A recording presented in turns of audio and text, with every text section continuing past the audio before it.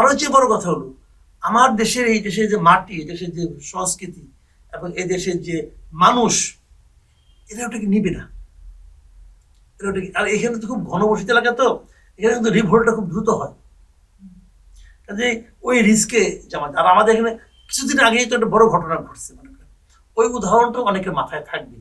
কাজে খুব বেশি আমরা একদম উগ্রপন্থা দিকে ঢুকে যাব। উগ্রপন্থার দিকে না যায়, কিন্তু জামাত ক্ষমতায় আসলে ধর যে তারা যে বলছে যে শরিয়া আইন চালু করার ব্যাপারে যে কথা বলে, সেটা তো নিশ্চয়ই তারা করতে চাইবে, এবং সেটা আমার দেশের দেখেন, মানুষ আমি একটা কথা বলি মান্যতা আপনাকে, নিবে। শেখ হাসিনার আমলে কি আমরা শরিয়া আইনের প্রভাব দেখি নাই?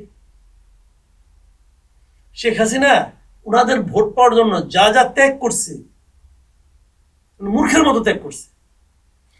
মানে সিম্বলিক জিনিস দেখেন আপনি, এই যে বিশ্ববিদ্যালয়গুলিতে মাদ্রাসা ঢোকানো, মেয়েদের মধ্যে হিজাব পরানো, এটা কি এই আগস্টের পরে হয়েছে? আগস্টের পরে হয়নি ভাই, এটা আগেই হয়েছে। এবং শেখ হাসিনা এটা হইতে দিচ্ছেন। হাইকোর্ট থেকে একটা স্ট্যাচু ছিল সামনে, সেই স্ট্যাচুটাকে উনি সরাই নিছেন না। কোন যুক্তিতে? যুক্তি একটাই, ওনাদেরকে খুশি করতে হবে। কৌমি মাতা বাধিত তার হ্যাঁ, ওনাদেরকে পেয়েছে। খুশি করার জন্য এই কাজটা করছেন।